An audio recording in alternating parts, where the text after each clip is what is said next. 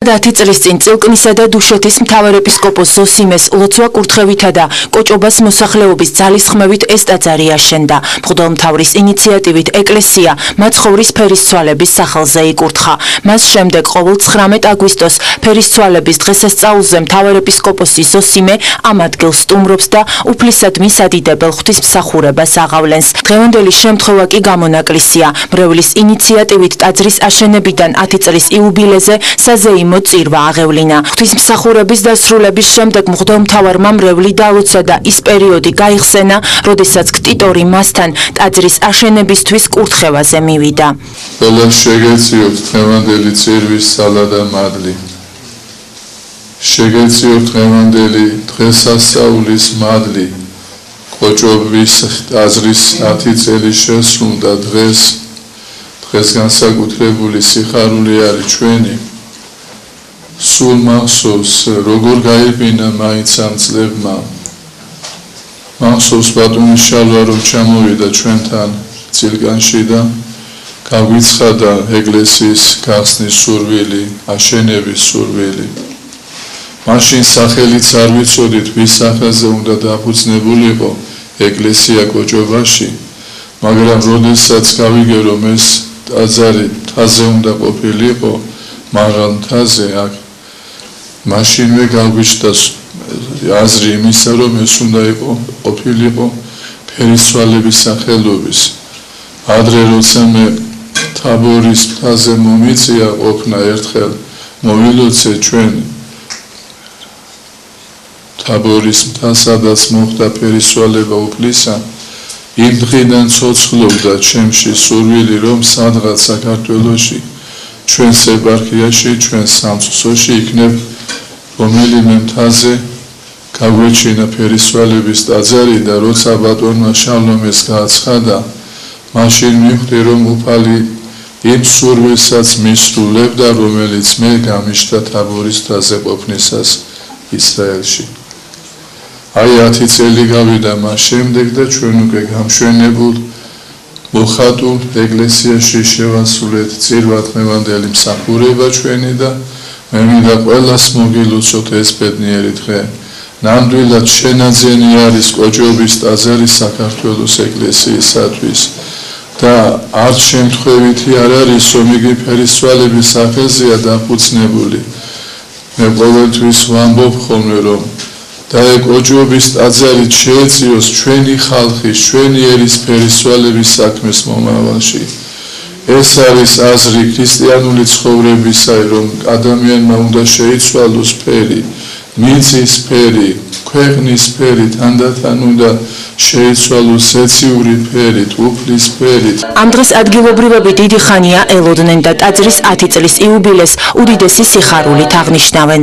რაღაც სიხარული, სხვანაირი, ცოტა უცნაური სიხარულით გაახარა ეს ხალხი და ძალიან დიდი წვლილი აქვს ჩემ მეგობარს ამაში მიღებული, ძალიან ძველ მეგობარს ვახტანგს, ხოშტანგს.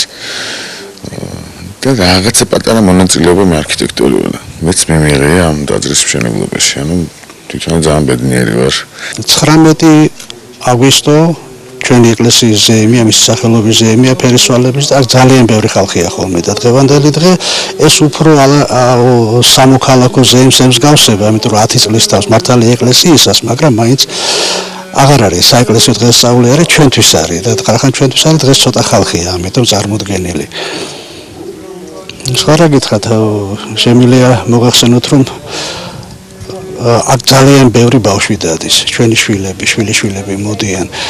ჩვენ ნორმალურად მაყოფილი ვართ იმითი რომ ჩვენი აშენებული აგარაკები შეიყვარეს ჩვენმა მომავალმა შეიყვარა და პლუს ეკლესიურ ცხოვრებას აქედან ეზიარებიან და შემდეგ აქედან წასულები დადიან თავის საცხოვრებელი ადგილის მიხედვით ეკლესიებში.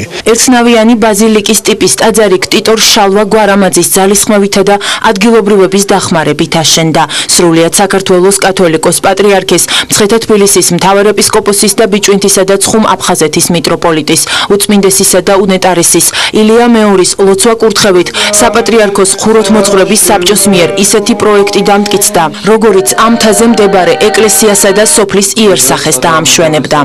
ეს მეუფის გადაწყვეტილება იყო ჩვენი თხოვნის საფუძველზე, რომ ეკლესია ისე ყოფილიყო იმ სახელობის არჩეული, რომ ზაფხულის პერიოდში როცა ძალიან დიდი რაოდენობით დამსვენებლები, რომელიმე დღესასწაულს თანხმდროდ. ამიტომ მან აარჩია, რომ ფერისცვალების სახელებს ყოს აქ ჩვენ რამოდენიმეჯერ ისეთივე სასწაულის მომხრევად მოწმენივრად, როგორც ეს ხდება თაბორის მთაზე. ანუ ფერისცვალების დღეს წირვალოცის დამთავრებისას გარემო ნისლით იბურება, ისე როგორც ხდება ეს თაბორის მთაზე. ეკლესიის მშენებლობა 2 თვეში დასრულდა. შემდეგ კი ტაძრის საკურთხეველი ხატმწერმა ვახტანგ ხოშტარიამ მოხატა. ტაძრის 10 წლის იუბილესთან დაკავშირებით დასრულდა მთლიანი მოხატულობა. დანარჩენ ფრესკებზე ხატმწერ რესტავრატორებმა თეიმურაზ აფციაურმა და ზურაბ არებაძემ იმუშავეს. წილკნისა და დუშეთის ეპარქიაში მაცხოვრის ფერისცვალების სახელობის ტაძარი მხოლოდ კოჭობაში მდებარე ეს ეკლესიაა. როგორც ადგილობრივები ამბობენ, 80-იან წლებში ეს ადგილი საქართველოს მეცნიერებათა აკადემიის კიბერნეტიკის ინსტიტუტს გადაეცა. როდესაც სახლების მშენებლობა დაიწყო, საძირკვლის გათხრისას აქ გასული საუკუნეების ნასახლარებიც აღმოჩნდა, რაც იმას ადასტურებს, რომ ოდესღაც აქ დასახლებული პუნქტი იყო. სააგარაკე დასახლება 80 წელს გასული საუკუნის გამოყო მთავრობამ საქართველოს მეცნიერებათა აკადემიის კიბერნეტიკის ინსტიტუტის თანამშრომლებისათვის. ნელ-ნელა მოხდა ამ ნაკვეთების ათვისება, დასახლდა ხალხი აქ. ამასობაში გამოიკვეთა, რომ აქ ჩვენამდე ცხოვრობდა ხალხი, ზოგიერთი სახლის საძირკვლის ამოღებისას მეორე-მეოთხე საუკუნის საფლავებიც კი აღმოჩნდა. შემდეგ გაიგო, რომ ჩვენს უკან არსებული ქედი კვირაცხოვლობის სახელობის ქედია, გარდა ამისა გარშემო ძალიან ბევრი ნანგრევებია სალოცავების და წარმოიშვა იდეა, როდესაც უკვე სახლების შენებლობა დაამთავრეთ, რომ სოფლისათვის აუცილებელი იყო ეკლესიის აშენებაც. არავინ იცის, იყო თუ არა საუკუნეების წინ ამ ადგილას ეკლესია. როგორც ტაძრის მრევლი ამბობს, ამ ტაძარმა ადგილობრივები კიდევ უფრო დააახლოვა და ერთმანეთის სიყვარულთან ერთად საშუალება აქვთ უკვე სულიერებას ეზიარონ.